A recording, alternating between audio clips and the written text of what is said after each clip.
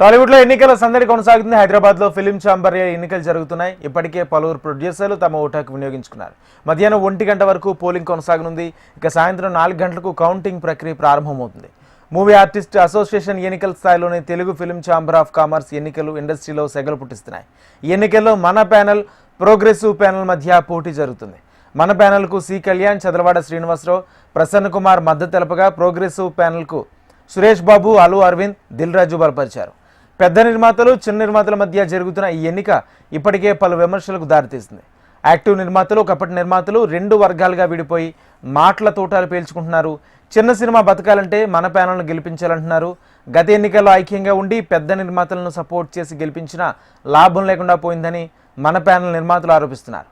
దీంతో film chamber ఎన్నికలు రసవత్తరంగా మారాయి.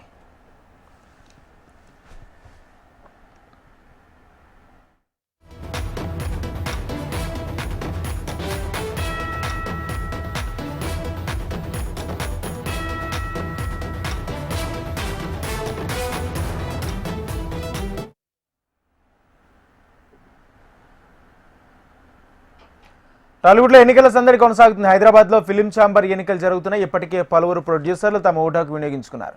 మధ్యాహ్నం 1 గంట వరకు పోలింగ్ కొనసాగనుంది. ఇక సాయంత్రం 4 గంటలకు కౌంటింగ్ ప్రక్రియ ప్రారంభమవుతుంది. ఇదే అంశానికి సంబంధించి పూర్తి సమాచారం మా ప్రతినిధి వెంకట్ అందిస్తారు. వెంకట్, ఇప్పటి వరకు దాదాపుగా 8 గంటలకు మొదలైనటువంటి ఎన్నికల ప్రక్రియ ఇప్పటి వరకు చూస్తే 11 గంటల వరకు దాదాపుగా 736 అంటే దాదాపుగా 21% పోలింగ్ అయినట్టుగా కూడా మనకు క్లియర్గా అందుతుంది. దాంట్లో ముఖ్యంగా ఇప్పటి వరకు ప్రొడ్యూసర్ సెక్టార్కి సంబంధించి 385 ఓట్లు పోలయ్యాయి.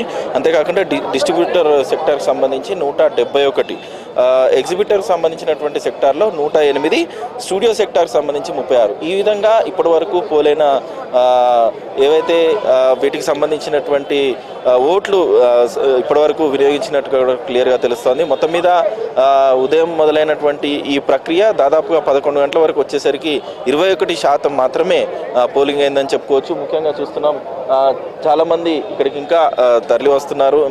మరి 2 గంటల్లో దీనికి సంబంధించినటువంటి ప్రక్రియ పూర్తి కానుండడంతో చాలామంది రావడం జరుగుతోంది. ముఖ్యంగా 4 సెక్టార్లకు సంబంధించినటువంటి విభాగాలు ఇక్కడ పోటీ జరుగుతున్న నేపథ్యంలో ఈ ప్యానెల్కి సంబంధించినటువంటి సభ్యులందరూ కూడా రావడం జరుగుతోంది. ముఖ్యంగా డిఫరెంట్ సెక్టార్కి సంబంధించినటువంటి స్టూడియో సెక్టార్లో అతి తక్కువ సంఖ్యలో ఉన్నటువంటి ఓటర్లకు ఇప్పటికీ కేవలం 36 మాత్రమే ఎన్నికైనట్టుగా 36 మాత్రమే ఓటింగ్ వేసినట్టుగా కూడా తెలుస్తోంది. అంతేకాకుండా ముఖ్యంగా ఎగ్జిబిటర్కి సంబంధించినటువంటి సెక్షన్లో కూడా 108 ఓట్లు మాత్రమే ఇప్పటి వరకు పోలయ్యాయి. అంతేకాకుండా ఈ డిస్ట్రిబ్యూషన్ సంబంధించి 171, అదేవిధంగా ప్రొడ్యూసర్ సంబంధించినటువంటి సెక్టార్లో 385.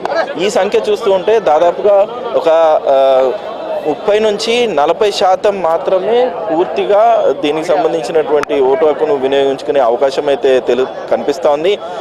తాజాగా చూస్తున్నట్టయితే ఉదయం నుంచి కూడా పెద్ద స్థాయి నిర్మాతలతో పాటు చిన్న నిర్మాతలు అందరూ కూడా తమ ఓటు హక్కును వినియోగించినట్టుగా క్లియర్గా తెలుస్తోంది. ముఖ్యంగా 8 గంటల సమయంలో దిల్ రాజుతో పాటు ప్రసన్న కుమార్ వీళ్ళందరూ కూడా వాళ్ళ ఓటు హక్కును వినియోగించుకోవడం జరిగింది.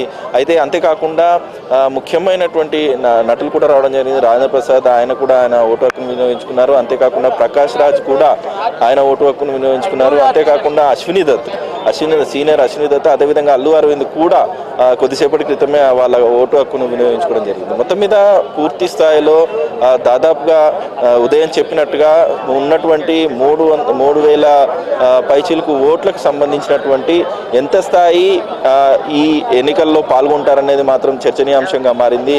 అంటే ఈ ఎన్నికలకు సముఖంగా ఎంతమంది ఉన్నారు, విముఖంగా ఎంతమంది ఉన్నారు అనేది ఈ పర్సెంటేజ్ బట్టినే తెలుసుకోవచ్చు.